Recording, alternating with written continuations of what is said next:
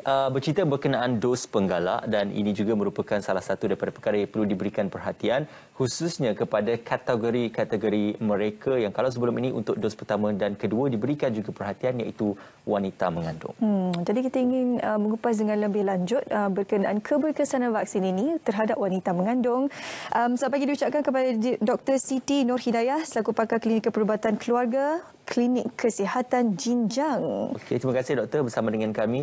Doktor, buat permulaan, ini ramai yang bertanya ya, sudah pastinya untuk dos penggalak ini ataupun seperti pemberian yang biasa, dos vaksin COVID-19, apakah wanita mengandung dibolehkan ataupun dibenarkan untuk mengambil dos penggalak?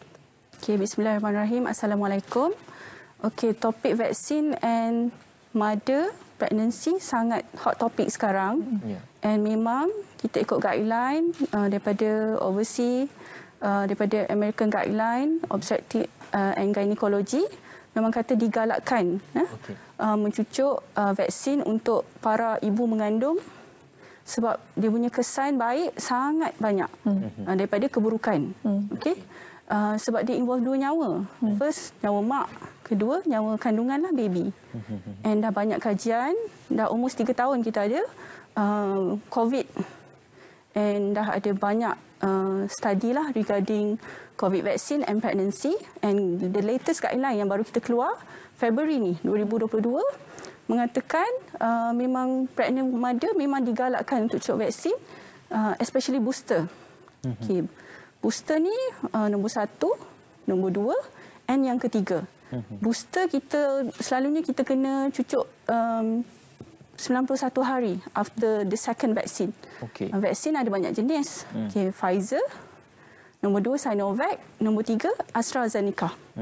Okay, the best vaksin lah kita tahu mRNA, iaitu Pfizer. Because dia akan involve cell.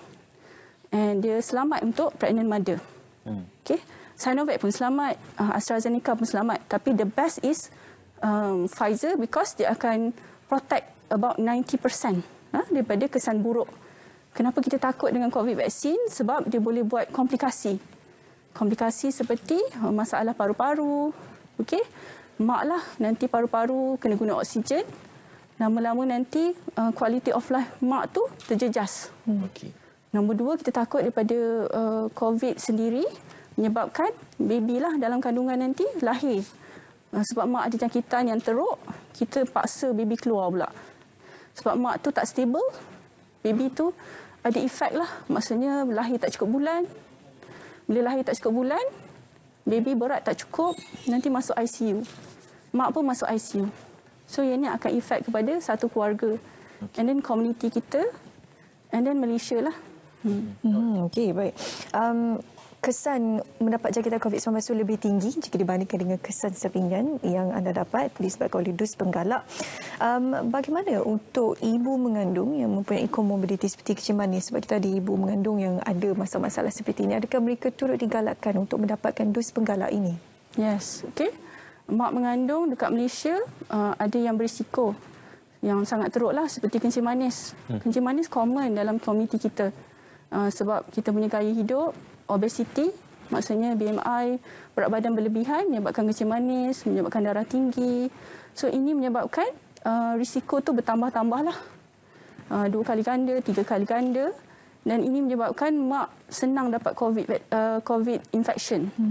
Okay, so contohlah diabetes, darah tinggi, asma, obesity itself sendiri. Kalau BMI dia terlalu gemuk, more than 35. Kalau gemuk sangat, nanti dia akan buat risiko kepada mak dia sendiri. Darah tu akan menjadi terlalu pekat. So, boleh buat darah beku. Okay? Nama dia pulmonary embolism. Yang tu yang paling kita takut lah. Nanti oksigen tak sampai pula dekat paru-paru. Okay.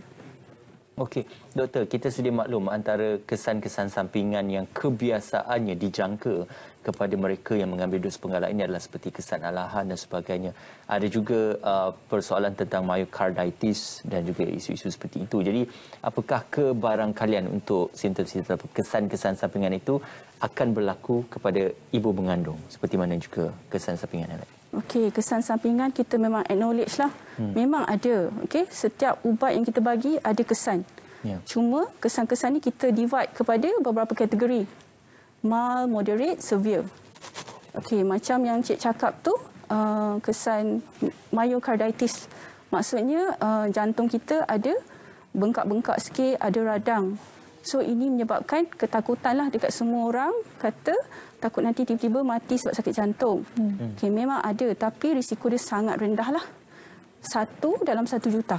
Okay. Tetapi kalau kita dapat vaksin, dia akan melindungi daripada dapat jangkitan yang teruk. Sebenarnya kalau kita dapat COVID infection, risiko untuk myocarditis pun ada juga. Okey. Okay. So vaksin dia punya risiko sangat rendah, tetapi kalau kita tak cucuk vaksin, risiko untuk dapat infection and myocarditis tu tinggi lagi. Okey. Okey. Doktor, kalau doktor boleh kongsikan data-data terkini sebelum dan juga selepas kita melaksanakan program PICK, vaksinasi dan sebagainya, kadar kematian ibu mengandung disebabkan oleh COVID-19 sebelum mendapat vaksin dan juga selepas mendapat vaksin. Okey, kadar yang kita tahu, the worst case yang kita pernah dengar lah, yang the famous one, Siti Sarah meninggal. Waktu tu memang peak lah. Waktu tu banyak mak mengandung, tak cucuk vaksin, tak kelengkapkan vaksin. So after kita tengok kita punya data, the latest one lah, saya tengok semalam, pregnant mother 4% je masuk ICU. So maksudnya dah tunjuk banyak impact lah, banyak improvement kepada masyarakat kita yang menyokonglah vaksin ni. Tetapi booster ni kurang sikit. Orang kata sebab maybe diorang rasa dah okey. Tetapi sebab Omicron, the new variant, yang ini menyebabkan banyak senang spread of the infection. So kita nak cukupkan. Kita nak make sure immunity level dekat badan tu very good so that kita boleh fight. Kita dalam perjuangan, kita kena fight for our future. Anak-anak, kanak-kanak, mak mengandung, masyarakat kita, family kita. Okey. Doktor, pada trimester keberapa ibu mengandung ataupun wanita mengandung ini dibolehkan untuk mengambil dos penggalak? Okey. Trimester ni ada 3. First trimester, second trimester, third trimester. Okey. Pada mula-mula waktu COVID infection baru, kita kata mula-mula kita tunggu after second to third trimester. Tetapi baru-baru ni memang kita dah tahu guideline daripada RCOG lah, Royal College of Obstetrics and Gynecologists, kata sepanjang pregnancy is okay. As long as you get your vaccination is okay. Kenapa? Kita nak make sure mak tu protected from the severe effect of COVID. Okay, kenapa kita risau? Katanya konon first trimester tu takut. Katanya takut congenital problem, maksudnya kecacatan anak, kecacatan janin. Tetapi kajian dah terbukti daripada systemic review. Maksudnya meta-analisis tu tunjuk sepanjang pregnancy kita cucuk vaksin tak ada efek pun. Tak ada kecacatan, tak ada keguguran. So Alhamdulillah, yakinlah. Kita dah buat guideline, kita dah buat study. Bukan kita cakap saja-saja. Kita nak tolong kita punya community, nak jaga mak and pregnancy itself and the baby. Kita tak nak mak meninggal, nanti anak pun lahir tak cukup bulan, tak ada mak. Lepas tu adik-beradik pun tak ada mak. So kita nak kena jaga kita punya family. Bagaimana kesan sampingan yang perlu dilalui oleh ibu mengandung yang mungkin sedikit berbeza daripada ibu mengandung yang lain? Mungkin kesannya sedikit berpanjangan dan ini memberikan sedikit trauma untuk diri beliau, dan itu mungkin sebab kenapa dia tidak mengambil dos penggalak dan sebagainya. Jadi apa peranan dan juga saranan daripada pihak KKM dan juga petugas kesihatan untuk memberikan jaminan kepada mereka yang mungkin mempunyai sedikit trauma tentang vaksin ini dan galakkan mereka untuk mendapatkan dos penggalak itu? Okey. Kesan sampingan lepas kita cucuk vaksin memang demam, sakit.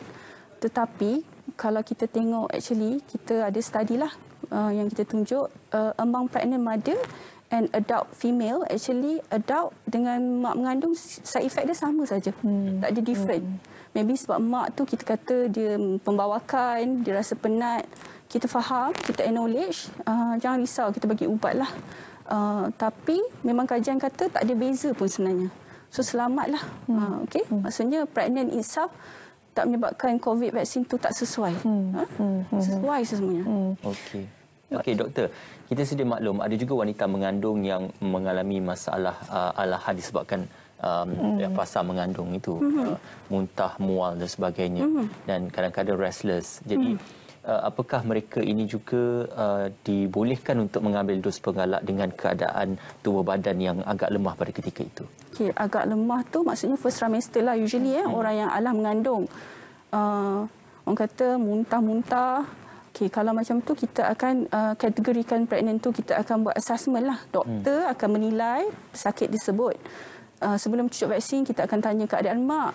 Mak okey ke, ada sakit apa-apa. Kalau mak sekiranya tak stable, kita tak bagi. Kita akan kita akan risk lah. Kita analyse, tengok mak minum air cukup ke. Kalau mak tak sihat sangat, kita bagi air dulu, dehydration, kita bagi air, kita tengok macam mana. Kita bagi masa kat mak.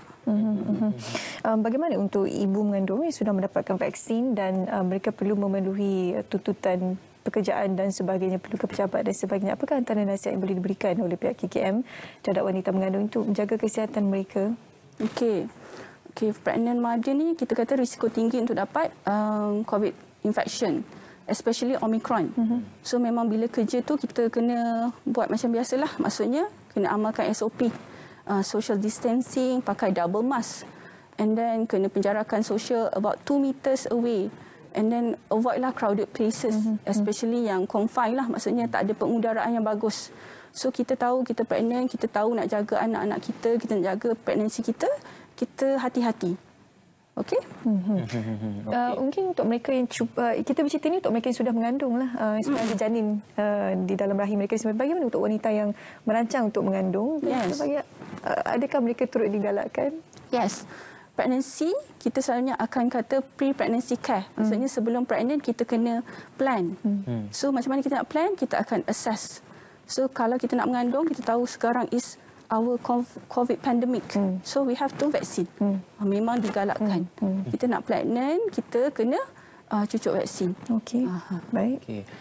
Pesanan seketika daripada doktor untuk ibu yang masih lagi belum mendapatkan dos penggalak ataupun sudah mendapatkan tarikh temu janji tapi masih ragu-ragu berkenaan tentang dos penggalak ni, doktor. Okey. Dos penggalak memang kita kata sangat bagus untuk mak mengandung. Okay, kita faham sekarang banyak-banyak orang kata banyak cerita kat Facebook, dekat media sosial. Tapi bagi harapan dekat doktor-doktor kat sini nak menolong ibu mak mengandung ni, kita nak bagi yang terbaik. Maksudnya kita dah kaji, kita dah ada data-data bukti. Harap sama-samalah kita cucuk vaksin. Vaksin ni pertama, kedua dan booster. Kenapa? Sebab kita nak jaga kita punya pregnancy supaya kita tak dapat long COVID. Maksudnya the severe effect of complication. Maksudnya lama-lama nanti kena pakai oksigen, tak boleh nak buat kerja, penat, jantung terganggu. Kita tak boleh nak jaga anak pun. So the best is vaccination. Saya nak tambah juga sikit, yang pasal vaccination ni tak akan effect fertility. Maksudnya kesuburan. Memang ada data daripada British Society memang kata COVID itself tak akan kacau. So jangan risau. Nak plan pregnancy boleh cucuk vaksin. Okey. Tidak berisiko kepada mereka yang merancang untuk kehamilan ataupun yang sudah pun hamil. Terima kasih diucapkan kepada Dr. Siti Nurhidayah, pakar klinik perubatan keluarga, Klinik Kesihatan Jinjang bersama dengan kami pada hari ini. Terima kasih, doktor.